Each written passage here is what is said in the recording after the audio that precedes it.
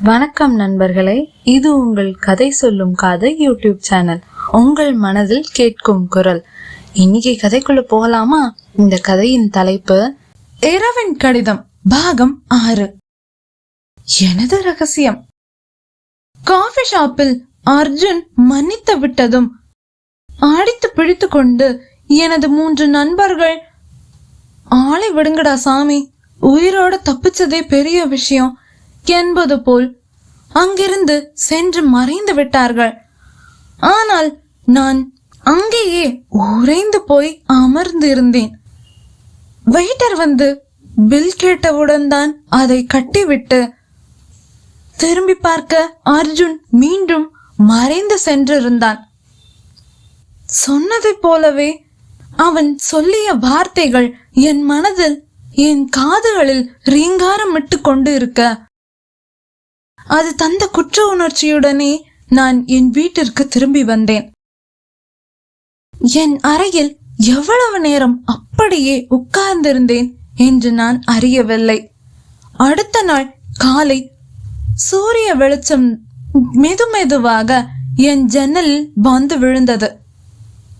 ஆனால் என் உள்ளத்தில் இன்னும் நேற்றிரவு அந்த இருள் சூழ்ந்து இருந்த காஃபி ஷாப்பில் நிகழ்ந்ததுதான் படம் போல ஓடிக்கொண்டு இருந்தது. கடந்த ஒரு வாரமாக நடந்த அனைத்து நிகழ்ச்சிகளும் என் மனதை ஒடுக்கிவிட்டன. இதற்கு மேல் என்னால் எதையும் தாங்கும் சக்தி என் மனதிலும் எனக்கும் நிச்சயம் இல்லை. அர்ஜுன் தான் அந்த நிழல் உருவமா? அவன்தான் எனக்கு கடிதமும் எழுதியதா என்று எனக்கு பல்லாயிரம் கேள்வி என் மனதை துளைத்து கொண்டு இருந்தன. அவன் உயிரோடுதான் இருக்கிறான் என்பதை மட்டும் அறிந்ததில் எனக்கு ஒரு பக்கம் நிம்மதி என்றால், இத்தனை ஆண்டுகளாய் அவன் ஏன் என் முன் வரவில்லை என்பதும் பெரிய கேள்விக்குறிதான். கடந்த காலத்தில் அழியா ரேகையாக அவன் முகத்தில் இருந்த அந்த பழைய தழும்புகள், அவன் கண்களில் சினம் இருந்தாலும் அவன் உண்மையை வெளிப்படுத்தி எவ்வாறு அனைவரையும் மன்னித்து விட்டான் என்பதும் ஒரு புரியாத புதிராகவே இருந்தது. அவன் கோவமாதான் இருந்தான்.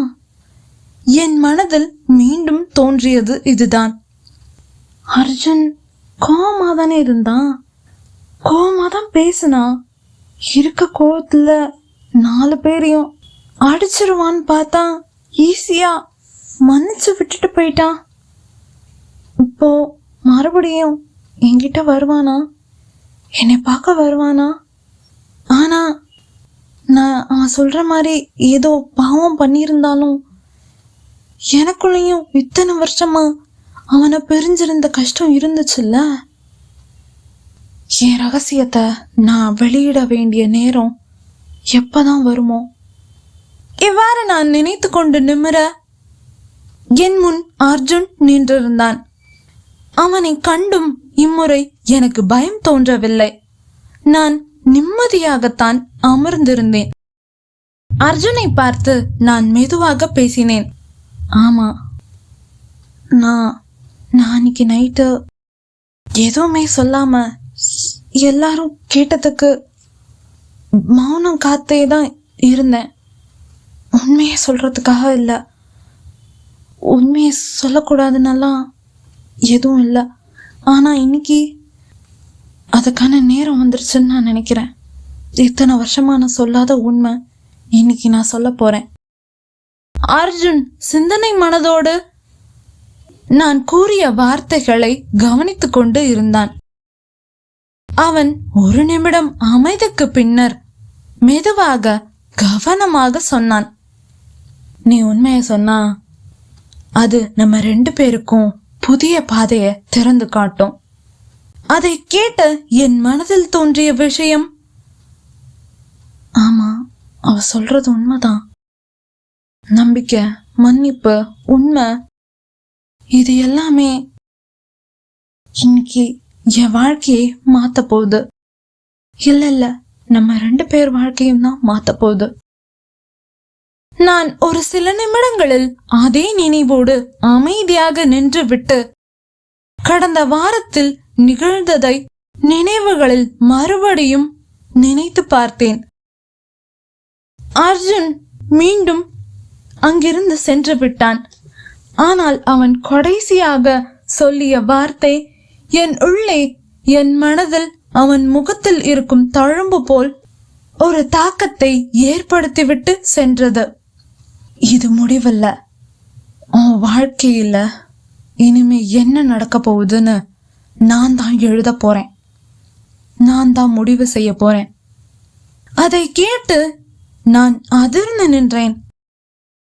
அப்போ இத்தனை நாள் வந்த கடிதம் அனைத்தும் எழுதியது அவன்தானா? அவன் திரும்பி நடந்து சென்ற பாதையே வெறித்து பார்த்து கொண்டு இருந்தேன். எனக்கு மூச்சு திணறுவது போல் தோன்றியது. ஏதோ நெகிழி பையை என் கழுத்தோடு வைத்து போல் எனக்கு மூச்சு முட்டியது. என் மேஜைக்கு மேலிருந்த ஜன்னல் கதவை அப்படியே திரும்பி பார்த்தேன். என் மனதின் குமுறல்கள் அனைத்தையும் வானம் புரிந்து கொண்டது போல் அது எனக்கு பதிலாக கண்ணீர் வடித்து மழையாக பொழிந்தது. தூரத்தில் தெருவிளக்குகள் மங்கலாக தெரிந்தது.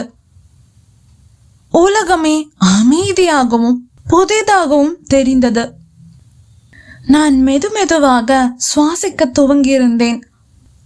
ஆனால் என் மனதில் சோகம் நிறைந்திருந்தது. ஒரு சின்ன சந்தோஷமும் தான். இன்னைக்கு நைட்டு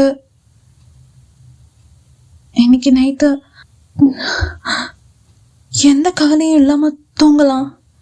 ஏன் அர்ஜுன் உயிரோட தான் இருக்கான். ஆனா புதுசா அவன் சொல்ற மாதிரிதான் என் லைஃப் இனிமே இருக்கும். இருந்துட்டு போகட்டும்.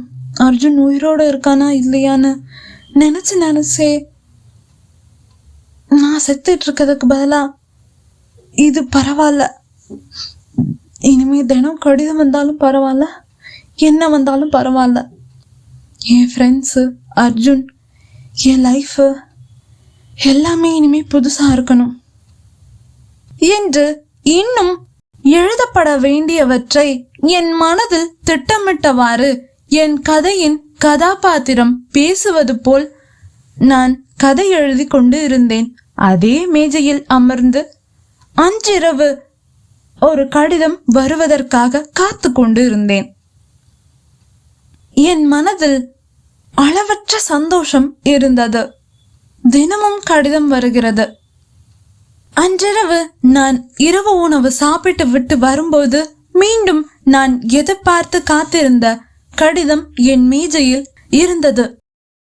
ஆனால் இம்முறை பயத்துடனோ நடுங்கும் கரத்துடனோ அதை நான் தொடவில்லை.